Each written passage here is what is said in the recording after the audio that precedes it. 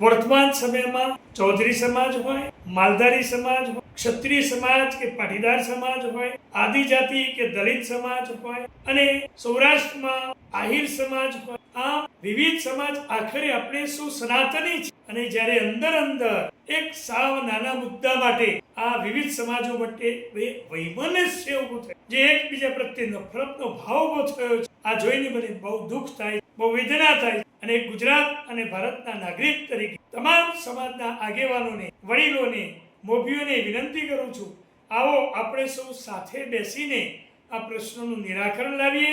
જાહેરમાં રોડ ઉપર આપણે ક્યાંય આક્રોશ, ક્યાંય તોફાન અને ક્યાંય ગુસ્સો પ્રગટ ન કરીએ. આનાથી અનેક સમાજોની લાગણી દુભાય છે. તો આશા રાખીએ કે આપણે સૌ સનાતની છીએ, આપણે સૌ હિન્દુ છીએ અને આપણા ઈષ્ટ દેવો અને દેવતાઓ આપણે સૌ સાથે રહીએ, એકતા અને અખંડિતતા જાળવી રાખીએ. એના માટે હવેથી આપણે સૌ કોઈ પણ મુદ્દો કે પ્રશ્ન ઊભો થાય તો સમૂહમાં વિવિધ સમાજના આગેવાનો બેસીને એ પ્રશ્નોનું નિરાકરણ લાવે અને આનો તમાશો એ બધા જ સમાજ, ધર્મ કે વિધર્મ એ આમાં પડે નહીં, આ જુએ નહીં. અને આપણી અખંડિતતા આખરે નુકસાનકારક છે.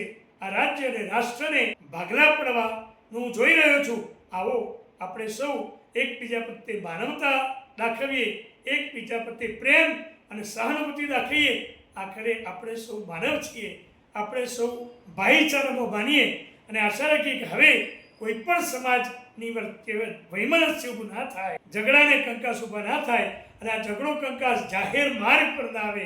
અને અનેકો સામે જ્યારે વિવિધ કલમો લાગે, કેસ થાય, ત્યારે એક તમાશો ન બને અને હજારો નિર્દોષ લોકો કોર્ટના અને પોલીસ સ્ટેશનના ધક્કા ખાય, એવું ઈચ્છતો નથી.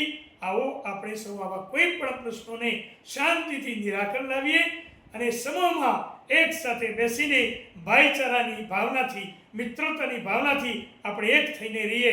એ જ મારી વિનંતી છે. જય હિન્દ, જય જય ગરવી ગુજરાત.